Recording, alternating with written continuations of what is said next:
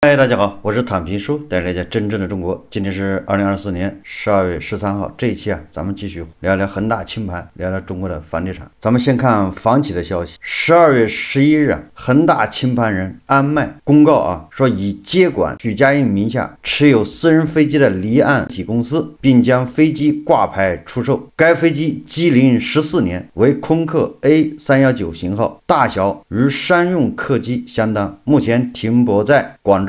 报道称飞机估值约2500万到3000万美元估值不超过3000万美元。当初买的时候好像是9000万美元，这打了个3折。关键是你3000万美元不一定卖得掉这个二手飞机跟二手车差不多掉价掉得很厉害。恒大的窟窿又大了一点。说到恒大还有一桩老案子。当初投资恒大的山东高速一共是投了230亿吧。后来广东方面做工作，本来是许老板要回购山东高速投的恒大这一笔2230亿，因为恒大要借壳深圳房回归 A 股，但是证监会没有同意。那么按照约定，许老板就要回购山东高速这230亿，许老板没有钱呢，当时要回购的话，那恒大就先爆雷，因为一共是1000多亿恒大没有这么多现金，所以在有关部门协调之下山东高速的这230亿由深圳人才安居集团给接了。结果山东高速很神奇的躲过一劫，成功的兑现。但是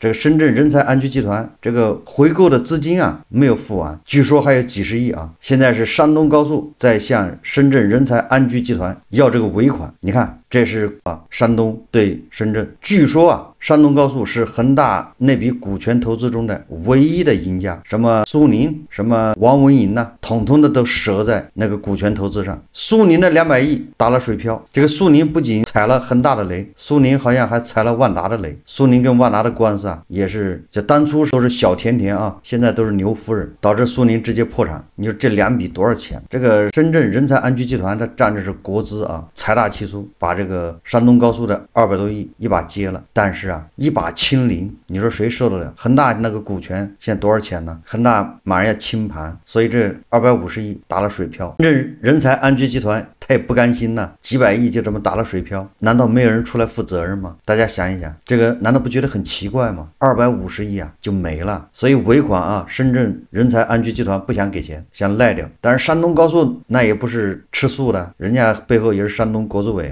所以直接把深圳人才安居集团给告了。据说告的这个深圳安居集团实在没办法，把名字都给改了就这笔投资深圳方面有关部门应该有人出来走2步。谁决策的？不光这个深圳人才集团这个山东高速，还有广东南海农商银行也被陷到这个恒大债务之中。华夏时报报道说广东南海农商银行首次披露对恒大债务处置进展，一纸报的催收披露了广东南海农商银行对恒大债务处置进展。12月7日，经济日报刊登了南海农商行金海支行与中国东方资产管理股份有限公司深圳市分公司的债权转让暨债务催收联合公告，对3家债权人进行了15.69亿元的催收，其中披露恒大旗下的佛山市三水深业地产有限公司5.9亿元本金，合计7.3亿元的债权已被转让给中国东方。这一金额与南海农商行在今年6月招股书中披露的涉及三水深业、恒大地产等关联公司重大诉讼和仲裁事项中的金额相吻合。房地产企业不良贷款是南海农商行对公不良贷款的3大头之一。截至2023年末，该行的房地产业贷款不良率高达5%，而此次转让的债权也属于房地产业。也就是说这个广东南海农商银行也受累于恒大的暴雷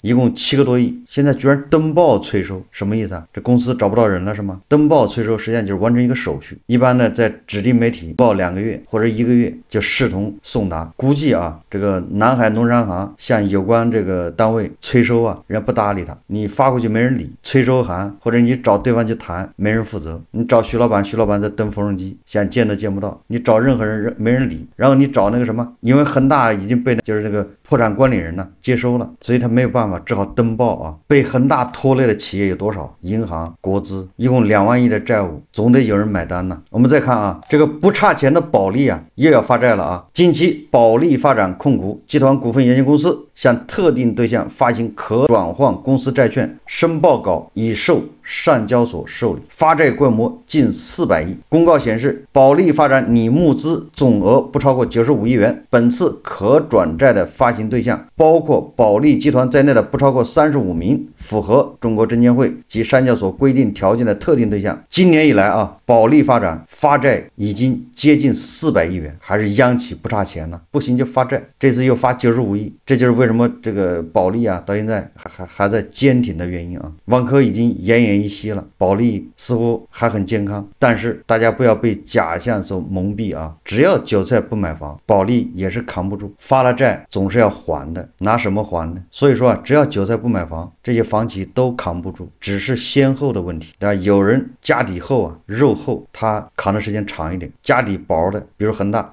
这他先倒。我们再看看啊，这个国外机构啊对最近开的会议的一个解读和看法。这个摩根士丹利啊，他说啊，这是10年来最积极的政策刺激信号，但是具体规模需要观察。扩大国内需求被列为2025年首要任务，而创新供应安全被列为第2位。经济刺激方式从供给侧为中心转变为以需求侧为中心的思维方式开始转变。虽然信号非常积极，但是财政赤字率是否可以超过4%还有不确定性，有待于进一步观察。也就是摩根士丹利啊认为还进一步观察，也就是简单点说，就不要看他说什么，还要看他做什么。野村证券啊说啊，政策措辞非常强硬，但并不充分，也就是说啊，你都是口号式的。胡一金老师那说的都是口号式的，必然怎么样？好像这边一说个什么事，一做个什么决定，那边必然会出现这个结果。这叫政策措辞非常强硬，但并不充分。你理由是什么呢？逻辑是什么？财政政策和货币政策作用有限，并不足以解决当下复杂经济下行风险。北京可能需要在清理房地产市场、重塑央地财税体系、加大社会保障体系、缓解地缘政治紧张局势等方面有所作为，才能重启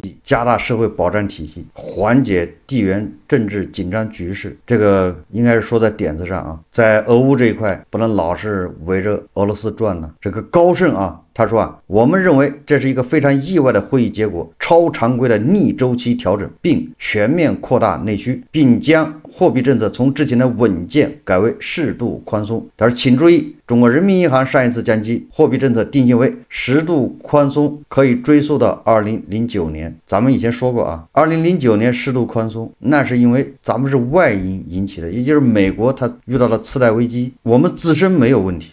那时候正在蒸蒸日上，无非就是美国不行了。现在呢，人美国没问题，问题出在咱自己身上。但你这个时候说适度宽松就能解决问题，多多少少啊，有点刻舟求剑的意思。这个摩根大通说啊，他说积极的措辞提振了市场情绪，这个说法不对啊。你今天胡适马上就使脸色了，拿脚投票，怎么叫提振了市场情绪呢？他说我们认为这将对股市产生积极影响，并有可能导致短期的上涨行情。然而从长远来看，需要等到特朗普就职后才能看清形势发展。如果特朗普表现得特别激进，中国不排除将赤字率上调至4%或更高。显然这个摩根大通眼前的都没看准，不要说以后了。这个瑞银说啊，更加积极的宏观政策符合预期，恢复家庭消费被列为首要任务，预计以旧换新，明年将达3000亿。在会议上，一个新的市场政策短语是加强逆周期调节，这仍然缺乏细节，但可能会增加市场对未来1年更强、更非传统的刺激措施的期望。说通俗一点，就是小作文还有空间。这个美银证券说啊，中国来取先发制人的措施，加大宽松力度，承诺采取常规的反周期调整措施，以稳定房地产和股票市场。政策立场调整为适度宽松，这是自2011年以来首次，这表明整体政策立场比9月26日会议更加强大和积极。这个怎么说呢？这国外的机构啊，水平也是参差不齐啊，是吧？也有很多机构是闭着眼睛叫好啊，跟胡一金老师差不多啊。股市已经给出了反应。那么楼市呢，必然像股市一样，很多炒房客在这个会议中没有看到他们所希望的那些预期的政策，又赌错了。股市这个走势实际上就表明很多人赌政策没赌到，很失望。股市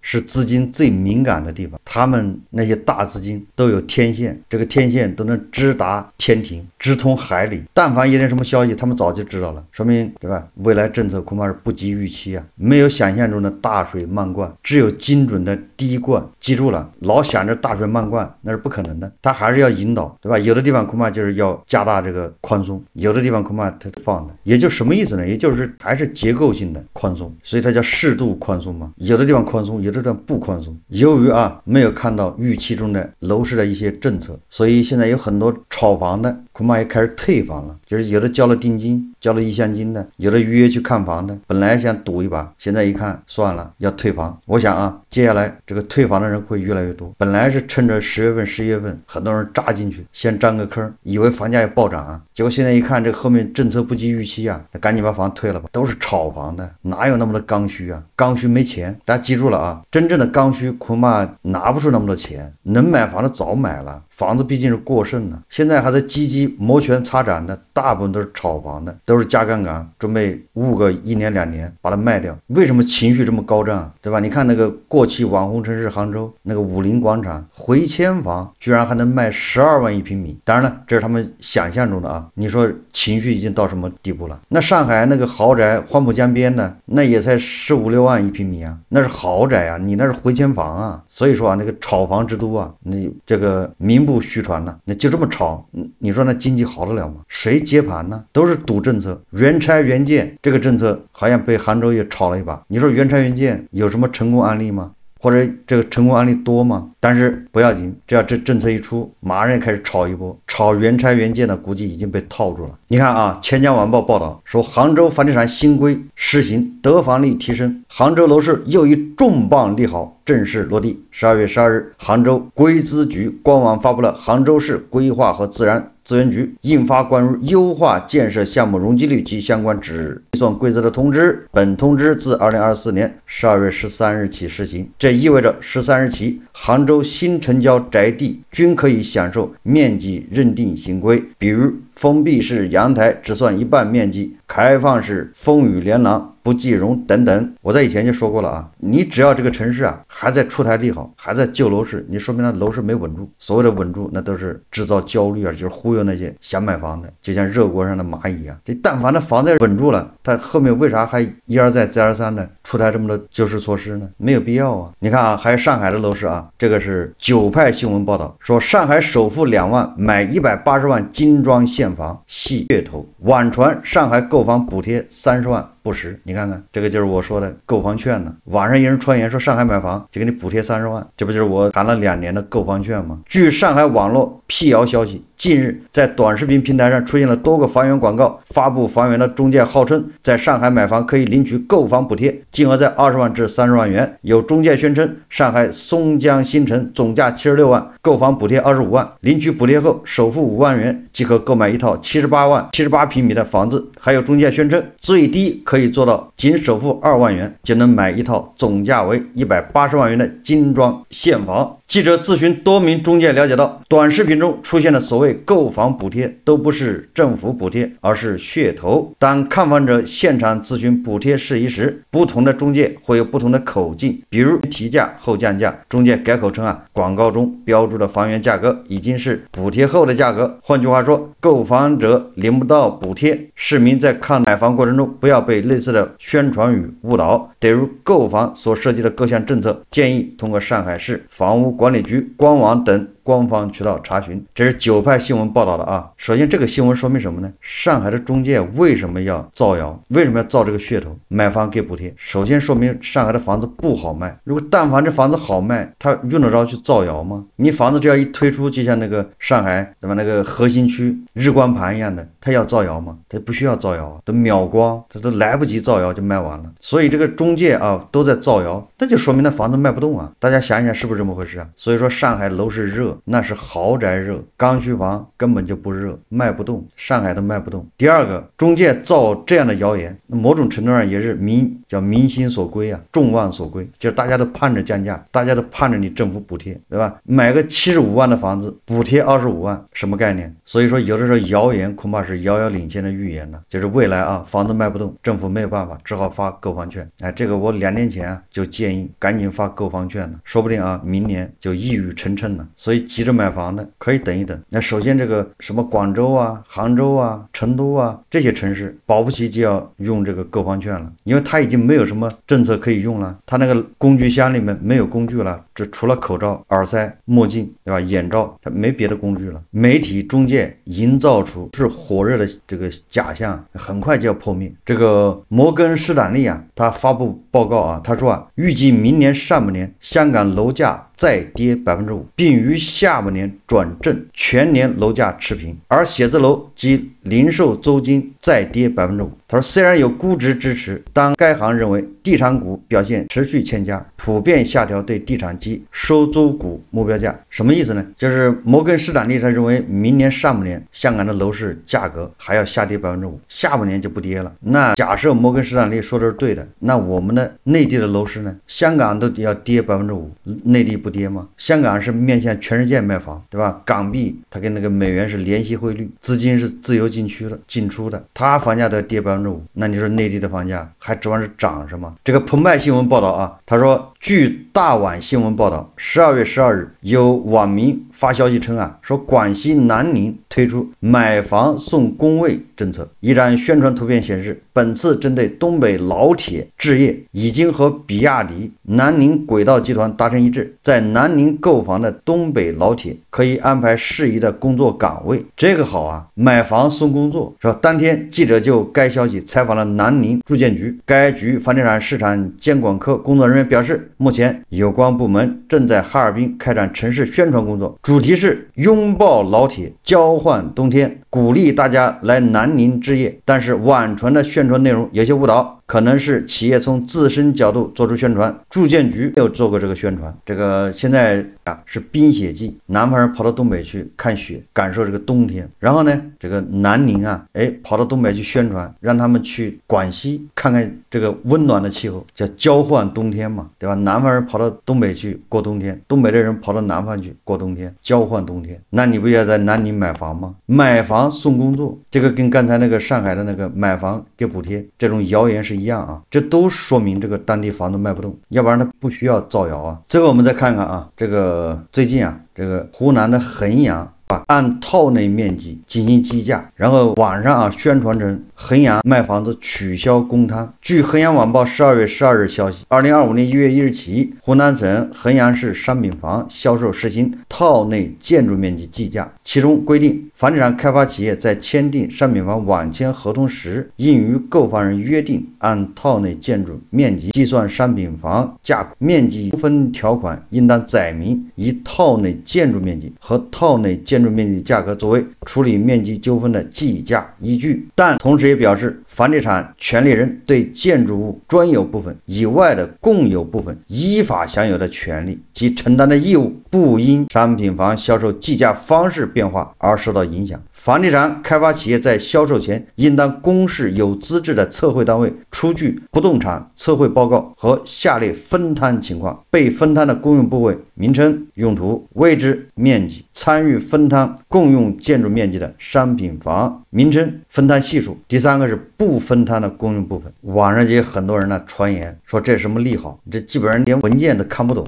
这个跟韭菜买房有啥关系呢？无非就是房价涨了，本来是按建筑面积给你算价格，现在换一个算方式，按套内面积。你看啊，按建筑面积给你算，这房子是100万，按套内面积给你算还是100万，他不可能因为按套内他就给你便宜啊。100万，那你要折算成面积，每平米多少钱？你套内面积小啊，所以你每平米价格就高。但是这个有一个好处什么呢？就是我一买房我就知道我这房子实用面积多少，但是你该掏的钱1毛钱都少不了。公摊你承担的责任和义务那必须要承担的。物业你以为物业费现在按那个建筑面积算的话，物业费是2块钱一平米，那按你的这个使用面积算呢，它就是2.5块啊。你以为物业费它会给你便宜是吗？它就是换了个计价方式，对吧？好多人瞎激动啥呢？有很多人这个他不知道他怎么想的啊。但你看啊，这个房子是1万一平米，按建筑面积算，我这买了130平米，那130万，实际上我这只有100平米。你现在啊，按套内面积给我算1万一平米，那你就得给我只用花100万就买这房子，怎么可能呢？那30万谁掏啊？政府掏啊，开发商掏啊，羊毛难道出在狗身上呢？也有很多专家跟着瞎起哄，什么按套内面积算，这只不过是个算法调整，你该掏的钱1毛钱不会少。你一定要记住了，你是消费者，都指着你做贡献的，你老想着占便宜，你占的那便宜是谁的呢？开发商还能吃亏啊？政府吃过亏吗？那么最后还是你自己吃亏吗？你看这利益就是政府、开发商还有你老想着占政府的便宜，老想着占开发商的便宜，怎么可能呢？对吧？但人家换个算法，